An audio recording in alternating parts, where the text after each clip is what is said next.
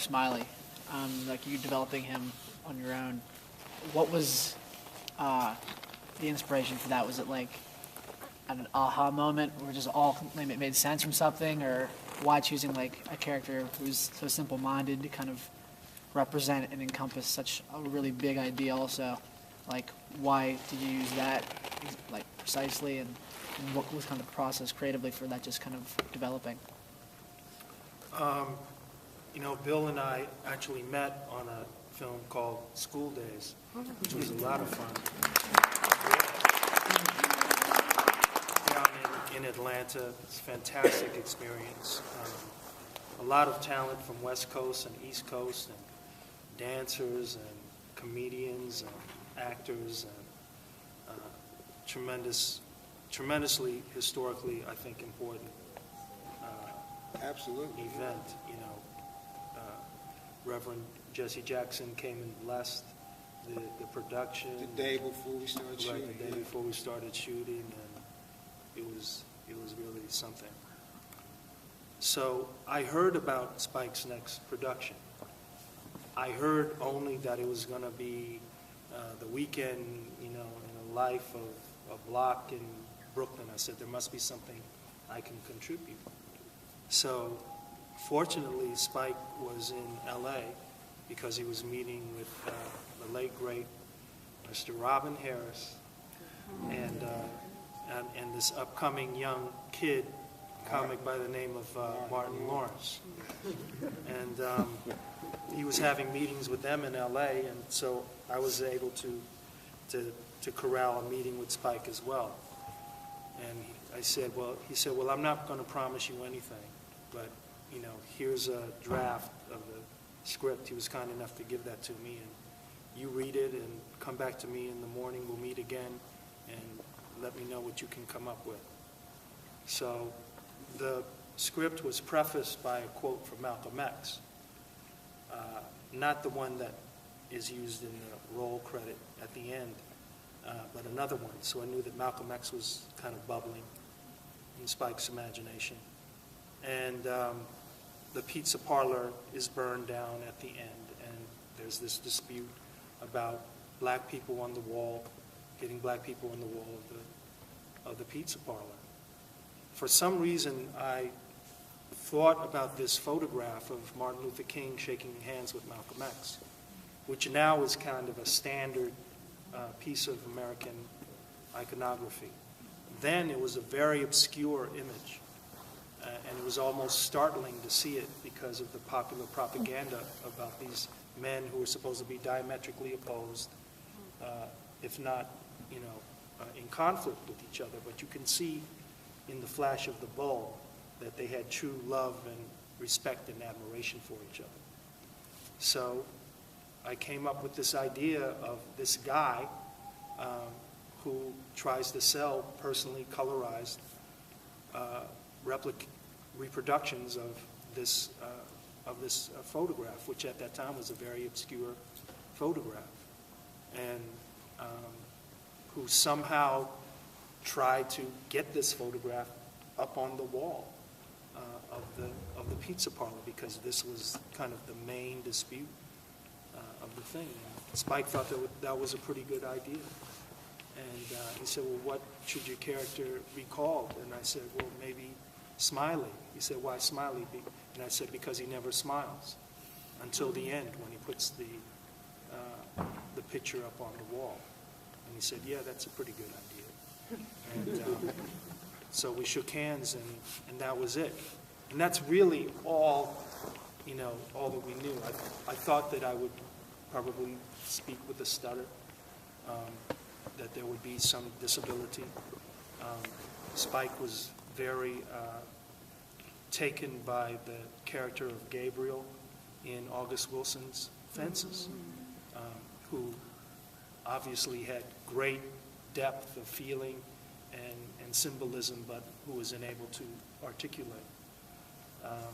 So I showed up to Brooklyn, and they had my photographs for me, and they had a little Walkman that I wore around my neck with an antenna up, and I had my markers, and that was it, basically.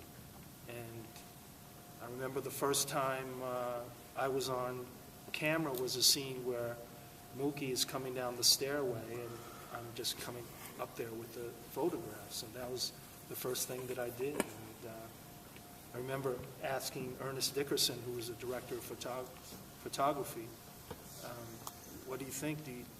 Is that cool, what I'm doing? He said, yeah, the guy seems like he's struggling. Yeah, it works. And then Smiley became more and more incorporated into all of the scenes. The life of that block, right? Into the life of the block. And I actually lived a block away from where we were filming. That's going too far. Yeah. That's a real. I mean, That's a real. I mean, this is Bed-Stuy, man. I mean, that's a real actor. That's a real. But I wasn't doing it for a method, though. I was doing it for convenience and because it was cheap. And I didn't have a place in New York. But the people in the neighborhood, as you say, it's a whole neighborhood thing, got involved. They thought that I was disabled, and they started treating me as you would treat a disabled person. So it turned out to be kind of a method, a method situation. And Smiley became more and more involved and more aggressive. And before you know it, Smiley's the one who lights the match to burn the pizza parlor down. I remember wasn't there a time when we were, John Carlo Bugging Out had a rough time recruiting people to boycott the pizzeria. Right. So it ended up, there was a decision made where I'm the only one that says, yeah, hell yeah, I'm with it, And Smiley. And then we decided at some point that Smiley would come too, you know what I mean? And that was all like done during the course of the film. It was all made up, Yeah, And completely it it was. Yeah, No, there's no Smiley in the script. right. Yeah. Even now, right? No Smiley. But that's amazing you got a script from Spike that early. I've never gotten a script till the day we start rehearsal. But you had a job, though. I had a job. didn't have a but job. that was good. I was supposed to be the DJ at first. The original plan was I was going to be Mr. Senior Love Daddy, and Sam, Big Jack, was going to be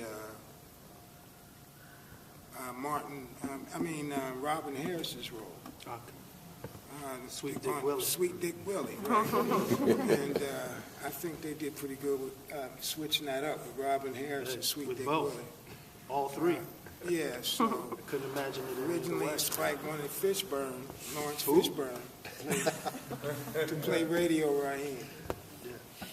So that's what happens when you don't read the script, man. I was happy to be Mr. Senior Love Daddy.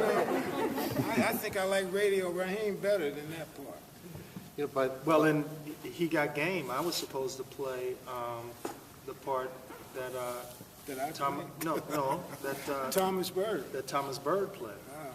Yeah, and Spike said, I got a more interesting role for you. I said, okay, whatever. Yeah, y'all were Yeah. both scandalous, right? Yeah. Right. So. Was that improvised? Your monologue in You Got Game? Was that, I put some stuff in there. But Spike wrote most of it. Okay. Yeah. Spike does not mind you improving, at all. But like for Radio Raheem, there was no reason to. I read the script, and he doesn't say that much anyway. I didn't think. The whole love-hate thing, was that all him? Yeah, that comes from the movie Night of the Hunter by Charles Lawton, who directed it. And Robert Mitchum does that same monologue. He has love and hate tattooed. So that was such a thrill for me to do that because I love that movie. That's a classic film, and that was really an honor to do that same speech. But he didn't have the knuckle So he had tattoos. Yeah, he had tattoos. So it was love and hate. And Spike, that was kind of cool that Spike brought up to the face because people were actually wearing that stuff back then. Something that's interesting, if you watch the film again, you see these little details about what these characters are given to do. For example, the first time Bugging Out brings up the issue of the Italian Hall of Fame on the wall of the pizzeria, the camera moves just enough to show the storefront window, and we can see you approaching the storefront window. It's kind of this omen, this sort of foreshadowing that you will be putting the button on that whole thing at the end of the movie. And not many people remember that. They're concentrating on the fuss going on in the fight. But you're out there already offering up the picture. And another thing about Radio Raheem is that his first word in the film is peace. And at the very end of his big speech, he says, "I love you." And he's the only one, I think, in the movie who says, "I love you," until you get to the last voiceover of Samuel L. Jackson, who says, Radio Raheem, we love you." And so his character, even though it's stern, even though it's presented as this kind of tough figure, has got the discourse of peace, love, reconciliation, understanding. He's that great figure. If you go back and watch the film, you can pick all that up. You know what? Go ahead. Oh, but just on that love and hate thing, there was a much different line that Mookie says after that speech. It was kind of more in tune with a big little sermon like that. Mm-hmm. But Spike just says on the day, there it is, love and hate. I'm like, that caught me off guard, man. You know what I mean?